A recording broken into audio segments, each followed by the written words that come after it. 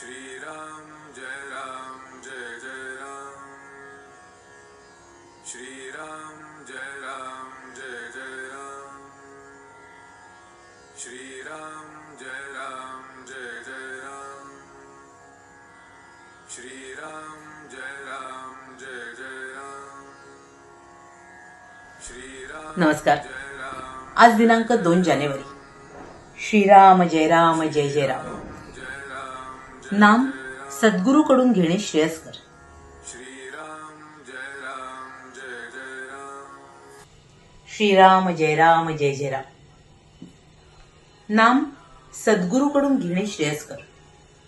नाम सद्गुरूकडून घेणे जरूर आहे की ते आपणच आपल्या आवडीप्रमाणे घेतले तरी चालेल। वास्तविक भगवंताचे नाम स्वतः सिद्ध आहे आणि परिपूर्णही आहे।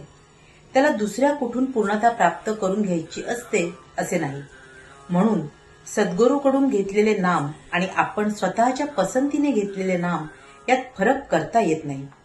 तरी सुद्धा सद्गुरूकडून घेतलेल्या नामाचे वैशिष्ट्य आहेच ते असे की तो त्या नामाच्या पाठीशी सत्ता रूपाने असतो आणि आपल्याकडून नामस्मरण होण्यात त्याची आपल्याला फार मदत होते। त्यामुळे आपल्या हातून होत असलेले नामस्मरण त्याच्या सत्तेनेच होत आहे ही जाणीव राहून मी नामस्मरण करतो अशा तऱ्हेचा अहंकार उत्पन्न व्हायला वावच राहत नाही।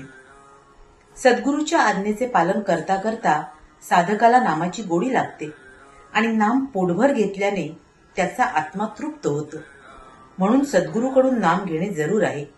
सद्गुरू भेट होईपर्यंत मात्र आपण आपल्याकडून नामस्मरण करीत राहणे आवश्यक आहे, कारण ते नामस्मरणच आपल्याला सद्गुरूची भेट करवून देईल। तसे पाहता आधी संतांची भेट होणे कठीण आणि समजा भेट झाली तरी त्याच्यावर विश्वास बसणे त्याहून कठीण असते। म्हणून नामाचे साधन चालू ठेवावे। खडीसाखर ठेवली म्हणजे मुंगळ्यांना आमंत्रण करावे लागत नाही, ते आपोआप तिचा शोध काढीत येतात। तसे तुम्ही खडीसाखर बना म्हणजे संत तुमच्याकडे धावतच येतील। खडीसाखर बना म्हणजे संतांना आवडेल असे वर्तन करा।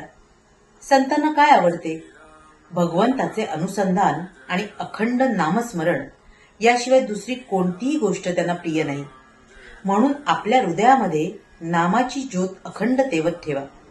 सद्गुरू तुमचा शोध घेत येतील आणि तुमच्यावर कृपेचा वर्षाव करतील। आता अशा रीतीने सद्गुरूने नाम दिल्यावर एखाद्याला असे वाटेल की मी राम राम असे म्हणत होतोच आणि आता सद्गुरूने तेच सांगितले तर मग यात काय मोठे झाले। पण यातच विशेष आहे, कारण यात मी करता हा अभिमान टाकावा लागतो। सद्गुरूकडून नाम घेतले म्हणजे आपल्या कर्तेपणाच्या अभिमानाला वावच राहत नाही।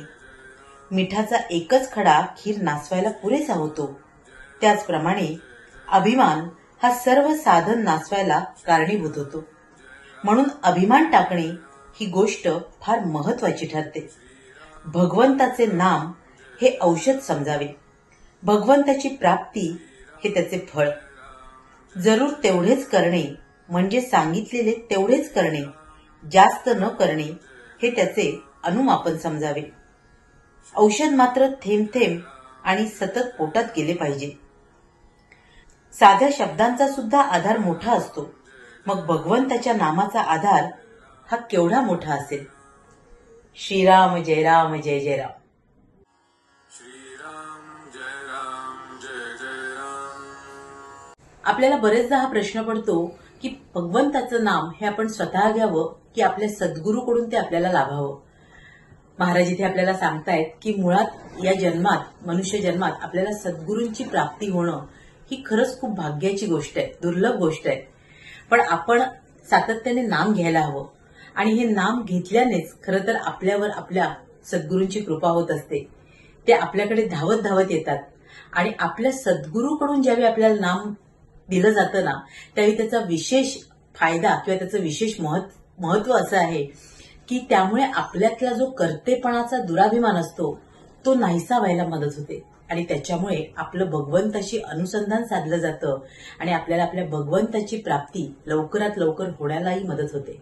आणि म्हणूनच हे नाम ज्यावेळी आपले गुरु आपल्याला देतात त्यावेळी आपण अत्यंत तळमळीने, निष्ठेने आणि सातत्याने ते घेणं आवश्यक आहे. अशी ही गुरुकृपा तुम्हा आम्हा साऱ्यांनाच लाभो, हीच त्या गुरुचरणी, भगवत चरणी प्रार्थना. तुम्हा साऱ्यांसाठीच खूप सारी गुरु ब्लेसिंग्स. श्री स्वामी समर्थ. जय Gurudev. Shri Ram, Jai Ram, Jai Jai Ram. Shri Ram, Jai